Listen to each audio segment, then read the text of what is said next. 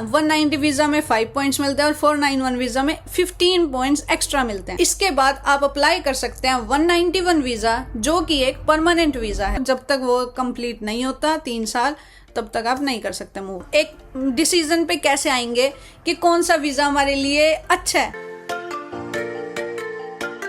Hello guys, welcome back to my channel. Ram Ram ji सारे ने, कैसे हो सब? ठीक ठाक हो गए सारे?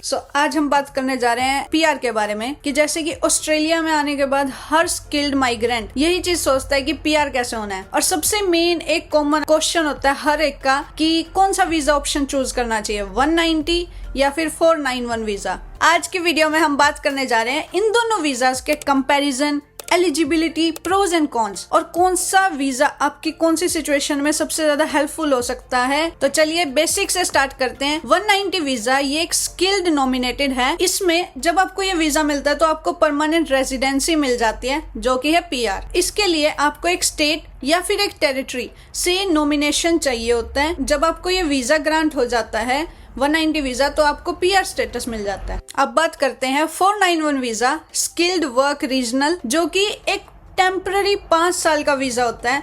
और इसमें आपको रीजनल स्टेट ही नॉमिनेशन प्रोवाइड करता है या फिर एक एलिजिबल रिलेटिव से स्पॉन्सरशिप करवानी पड़ती है। और जब आपको ये वीजा मिलता है तो आपको 3 साल तक, मिनिमम 3 साल तक आपको एक रीजनल स्टेट में रहना और काम करना पड़ेगा।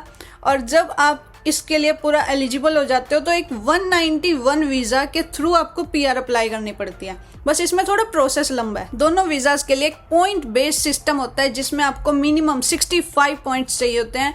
और जब आप नॉमिनेशन के लिए डालते हो तो आपको कुछ एक्स्ट्रा पॉइंट्स भी मिलते हैं, जैसे 5 पॉइंट और 15 पॉइंट। उनके बारे में बात करते हैं। तो अब बात करते हैं दोनों के कंपैरिजन की। जैसे कि आप इस टेबल को देख रहे हो, इसमें आपकी स्टेट नॉमिनेशन दोनों में ही चाहिए। एज लिमिट भी अंडर 45 है। और इंग्लिश स्किल्स और जो स्किल असेसमेंट हो गया, आपकी ऑक्यूपेशन लिस्ट होगी। और सबसे इम्पोर्टेंट, आपको ना 190 वीजा में 5 पॉइंट्स मिलते हैं और 491 वीजा में 15 पॉइंट्स एक्स्ट्रा मिलते हैं। और जैसे कि गाइज 491 वीजा में आपको 15 पॉइंट्स एक्स्ट्रा मिल रहे हैं। जब आपके पॉइंट्स कम पड़ जाते हैं तो आप इसका एक बिग एडवांटेज ले सकते हो 15 पॉइंट्स के साथ। अब बात करते हैं PR pathway and processing timeline. जब आपको 190 वीजा मिलता है तो उस टाइम वीजा मिलते ही आपको पीआर ग्रांट हो जाती है। इसमें कोई सेकंड स्टेप नहीं होता। 491 वीजा में आपको रीजनल एरिया में 3 साल तक रहना होगा और इसी के साथ हर साल मिनिमम $54,000 अप्रोक्स आपको टैक्सेबल इनकम शो करनी पड़ेगी। इसके बाद आप अप्लाई कर सकते हैं 191 वीजा, जो कि एक परमानेंट वीजा है। और प्रोसेसिंग टाइम 190 वीजा 6 मंथ से 12 मंथ्स के बीच में आ जाता है। 491 वीजा 6 से 12 मंथ्स, लेकिन इसमें प्रोसेसिंग टाइम इसलिए थोड़ा ज्यादा होता है क्योंकि इसमें आपको एक एडिशनल स्टेप करना पड़ता है, जो कि मैंने अभी बताया आपको। अब बात करते हैं benefits and limitations. 190 visa, 491। 190 visa में आपकी डायरेक्ट पीआर हो जाती है। 491 में आपको जो है 5 साल का प्रोविजनल वीजा मिलता है। उसके बाद मेडिकेयर एक्सेस, आपको जो है मेडिकेयर एक्सेस दोनों वीजास में मिलेगा। फिर मोबिलिटी, आप जो 190 वीजा के बाद आप कहीं पर भी ऑस्ट्रेलिया में मूव हो सकते हो, लेकिन जो 491 वीजा उसमें आपको रेस्ट्रिक्शंस होंगी, सिर्फ रीजनल एरिया तक ही आप रह सकते हो।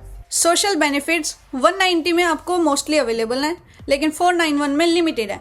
और जैसे कि फैमिली स्पॉन्सरशिप, तो आप 190 में इमीडिएटली आप फैमिली को स्पॉन्सर कर सकते हो, लेकिन 491 वीजा में आप जो है तब कर सकते हो जब आपकी पीआर आ जाएगी, जो कि एक नेक्स्ट स्टेप के बाद है। फिर ट्रैवल फ्रीडम, 190 वीजा में आप कहीं पर भी आप ट्रैवल कर सकते हो, लेकिन जब आपके पास 491 वीजा है तो आप सिर्फ एक बाउंड हो रीजनल एरिया से।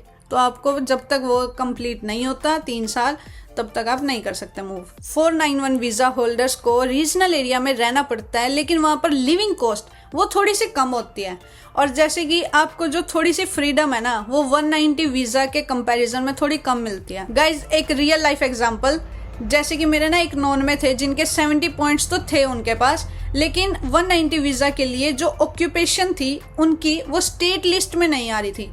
तो उन्होंने क्या किया, 491 के थ्रू रीजनल उन्होंने नॉमिनेशन ले लिया और अभी जो है वो रीजनल एरिया में साउथ ऑस्ट्रेलिया में काम कर रहे हैं और आगे अपना वैसे ही प्रोसीड करेंगे पीआर के लिए, जैसे कि हमने बात करी। सो गाइज अब इतनी सारी बातें करने के बाद हम एक डिसीजन पे कैसे आएंगे कि कौन सा वीजा हमारे लिए अच्छा है, कौन सा बेस्ट ऑप्शन रहेगा। तो ये डिपेंड करता है 3 चीजों पे, ऑक्यूपेशन, आपके पॉइंट्स और आपकी लोकेशन प्रेफरेंस कि कहाँ पर आपको चाहिए। अब बात करते हैं जैसे रीजनल एरिया, आप रह रहे हो स्टार्टिंग से रीजनल एरिया में, तो 491 वीजा ऑप्शन बेस्ट है, उसमें कोई दिक्कत नहीं है। और जब आपका जो ऑक्यूपेशन है वो एक हाई डिमांड, एक हाई पॉइंट्स, पहले ही आपके मतलब आपके पॉइंट्स बन रहे हैं और एक हाई डिमांड कोर्स है, तो सबसे बेस्ट है आप 190 वीजा जल्दी पीआर भी हो जाओगे। तो गाइज मुझे उम्मीद है आपको ये क्लियर डिफरेंस समझ आ गया होगा 491 वीजा और 190 वीजा के बारे में। और इसी के साथ दोनों का एक अपना अपना रोल है, क्योंकि कोई भी चीज ऐसी नहीं है ये चीज बिल्कुल अच्छी है, ये चीज बिल्कुल ही बेकार है, ऐसा कुछ नहीं है। दोनों अपनी जगह एक अच्छे पॉइंट्स के साथ आप पीआर हो सकते हो, और इतना भी कोई बड़ा पहाड़ नहीं है कि बिल्कुल होएगा ही नहीं, सब हो जाता है। All the best. और अगर आपको ये वीडियो पसंद आई, लाइक, शेयर, सब्सक्राइब करना, कमेंट सेक्शन में बताओ कैसा लगा, और मिलते हैं एक नेक्स्ट वीडियो में। थैंक यू सो मच, तब तक के लिए राम राम जी।